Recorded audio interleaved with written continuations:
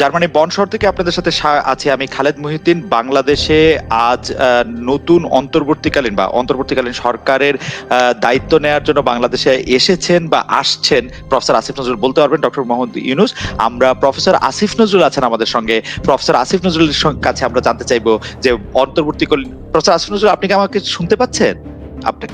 আমি আপনাকে শুনতে পাচ্ছি, কিন্তু বেশ আস্তে শোনা যাচ্ছে কেন জানি। আচ্ছা, আমি আরেকটু জোরে বলতে চেষ্টা করছি।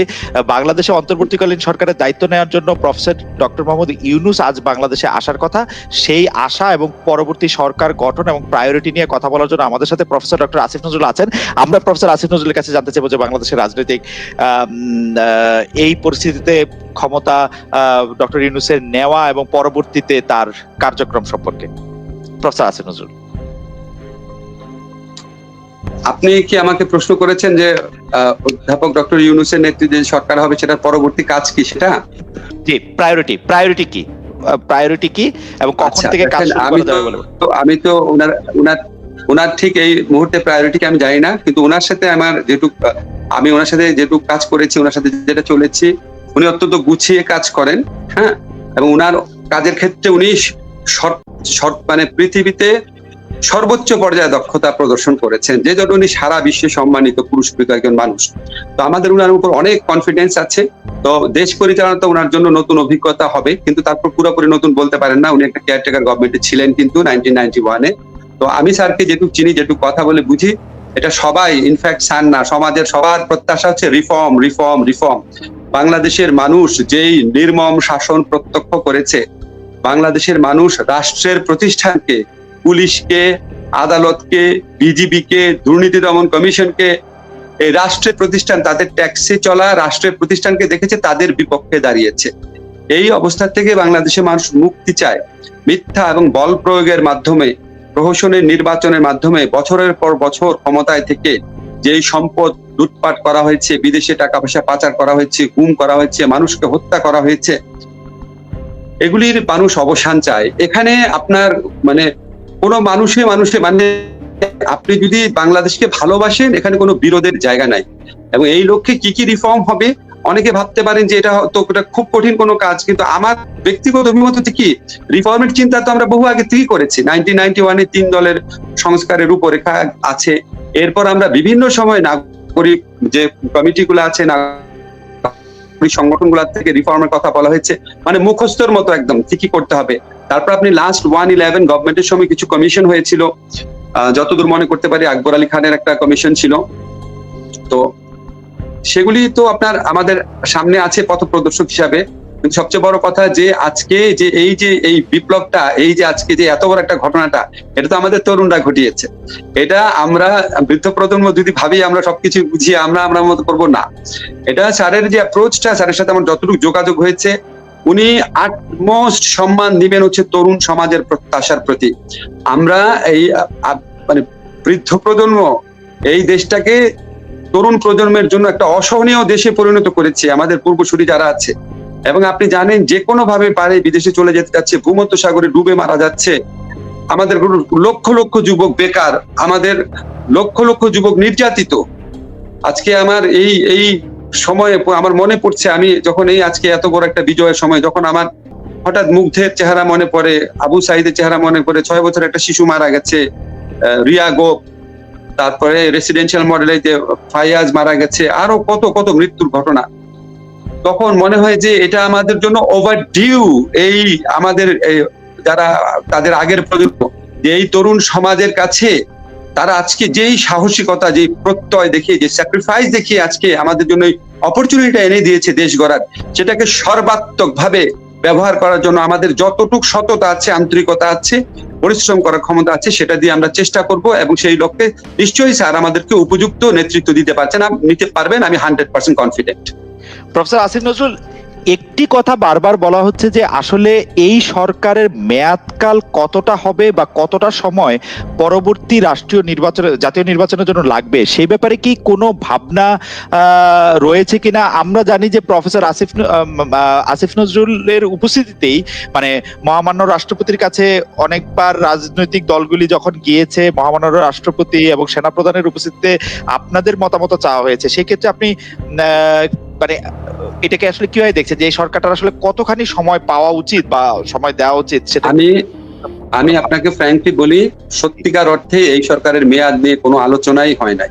ফরমাল যে আলোচনা হয়েছে, আমার সাথে আমাদের আর্মি চিফের পার্সোনালি ওনার সাথে আমি 1-to-1 বসেছি, এবং আপনি শুনলে অবাক হবেন, আমি উনাকে বলেছি যে আপনি যে সমস্ত সংস্কারের কথা বলছেন এটা তো সিভিল সোসাইটি বহু বছর যাবত বলে আসছে। আমার খুবই এনকারেজিং লেগেছে, মানে উনার সাথে মিটিং এর পর উনি আপনার বলছে যে এই সংস্কার করতে হবে, এই যেটা আমরা বলি, ঠিক আছে, পুলিশের, বিচার বিভাগের, মানে সব আমাদের মতোই প্রত্যাশা ওনাদের। কিন্তু এই লক্ষ্যে এখানে সমস্যাটা হচ্ছে কি দেখেন, একটা প্রত্যাশা থাকবে, রাজনৈতিক দলগুলো আছে, রাজনৈতিক দলের বিপুল সংখ্যক সমর্থক আছে, এই আন্দোলনের পিছনে কিন্তু সমস্ত রাজনৈতিক দলের কর্মীদের অংশগ্রহণ আছে, যদিও বিএনপি বা অন্যান্য দল সরাসরি জয়েন করেছে ঘোষণা দিয়ে পরে, কিন্তু তাদের কিন্তু কর্মীদের ইন্ডিভিজুয়ালি কালেকটিভলি তাদের বিপুল অংশগ্রহণ আছে। আমার প্রত্যক্ষ অভিজ্ঞতা আমি যেরকম দেখেছি, তো সবারই তো প্রত্যাশা আছে, রাজনৈতিক দলের সবসময় প্রত্যাশা থাকবে একটা দ্রুত নির্বাচন হোক, আমরা যদি পাবলিক ম্যান্ডেট পাই ক্ষমতা আসবো। আবার সংস্কারকামী মানুষের প্রত্যাশা থাকবে যে কিছু সংস্কার করে দেওয়া হোক, কারণ আমরা তো আওয়ামী লীগের বদলে আরেক একটা অত্যাচারী শাসন চাই না, আমরা এটার অবসান চাই, এই প্রত্যাশা তো সব মানুষের মনে আছে। তো দুইটার মধ্যে কম্বিনেশন করে ডেফিনেটলি একদম এসেনশিয়াল, আমার ব্যক্তিগত মত, এসেনশিয়াল যে রিফর্ম গুলো আছে হয়তো সেটা করে সেটা মানে অবাধ সুষ্ঠু নির্বাচনের কাজ এবং এসেনশিয়াল অন্যান্য সেক্টরের রিফর্মের কাজ একসাথে চলবে। রিফর্মের মধ্যে তো নির্বাচন প্রক্রিয়াও পড়ে, আপনি জানেন সবচেয়ে ভয়াবহ অবস্থা এখানে। তো সব ধরনের রিফর্মের কাজই চলবে, যেটা খুব এসেনশিয়াল, যেটা করতেই হবে, না হলে সুষ্ঠু নির্বাচনের ফলাফল বেহাত হয়ে যাবে, এরকম চিন্তা যখন থাকবে সেই রিফর্মগুলোর কথা চিন্তা করা হবে। এবং আমি মনে করি ইউনূস স্যারকে আমি যেটুকু চিনি, উনি মানে উনার তো ক্ষুদ্র ঋণ, সামাজিক ব্যবসা, এটা সারা পৃথিবীতে ওনার কাজ আছে, উনি নিশ্চয়ই চাবেন না আপনার মানে আননেসেসারি দেরি করতে চাবেন না। মানে আমার মনে হয় এখানে যারা আছে তাদের সবারই হচ্ছে যে নির্বাচিত প্রতিনিধিদের কাছে ক্ষমতা ফিরিয়ে দেওয়া, তার আগে এসেনশিয়াল কিছু সংস্কার করা, যেটা আবার নির্বাচিত প্রতিনিধিরা এসে আবার আপনার মানে সেই কাজগুলা করতে না পারে, যেটার বিরুদ্ধে আমাদের তরুণ সমাজ রুখে দাঁড়িয়েছিল। প্রফেসর আসিফ নজরুল, গত 2 দিনের আইন শৃঙ্খলা পরিস্থিতিতে দর্শকরা মানে অনেক দর্শক আমাদের সাথে যুক্ত আছেন। প্রফেসর আসিফ নজরুল কি আছেন আমাদের সঙ্গে? মানে জি প্রফেসর আসিফ নজরুল, গত মানে অনেক দর্শক আমাদের সাথে এই মুহূর্তে লাইভ যুক্ত আছেন, প্রায় 15,000-এর মতো দর্শক আমাদের সাথে যুক্ত আছেন। তাদের সবাই একটি বিষয়ে আপনার একটু দৃষ্টি আকর্ষণ করছেন, গত 2 দিনের প্রায় সবাই মানে তাদের অনেকে, যে গত 2 দিনের আইন শৃঙ্খলা পরিস্থিতির ক্ষেত্রে আসলে আপনাকে উদ্ধৃত করে অনেকে বলছেন যে আপনি আহ্বান জানিয়েছিলেন যে এটি বন্ধ হয়, কিন্তু অনেকে প্রশ্ন করছে যে এর জন্য দায় আসলে কার? বাংলাদেশে কি এখন সিভিল ডিফেন্সটা আসলে কাজ করছে কিনা, কখন নাগাদ এটা কাজ করবে, এটি নিয়ে সবার উদ্বেগ। আমি প্রথমেই বলি, আইন শৃঙ্খলা পরিস্থিতি প্রথম দিন খুবই খারাপ ছিল।